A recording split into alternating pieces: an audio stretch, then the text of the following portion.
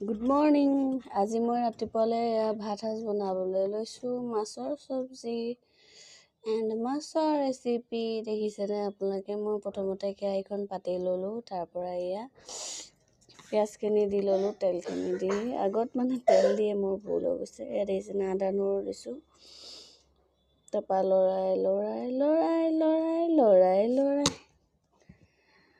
চব ফানি দেখিছেনে? বিলাহী দিমহে। আগত তেলখিনি দি মছলা দি এতিয়া মই বিলাহী দিম।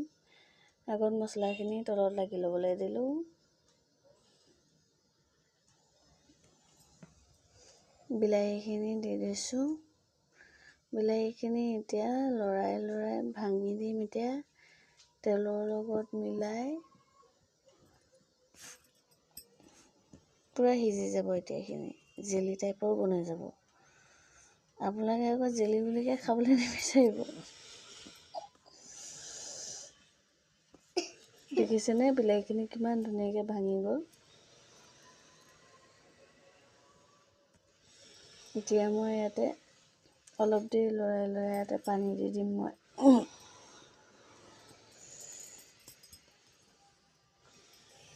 এয়া দিছে, তলত লাগিছে অলপ। এয়া মই পানী দি দিছোঁ এমগ সৰু মগেৰে। কিন্তু মানুহটো আমাৰ বেছি নাই ন, সেইটো কাৰণে এমগে দিছোঁ।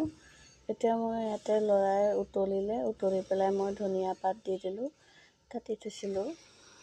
কাটি থৈ এতিয়া মই এইখিনি পানী দিয়া বিলাহীখিনি এতিয়া উতলিছে। মই এতিয়া ইয়াতে মাছ দি দিম।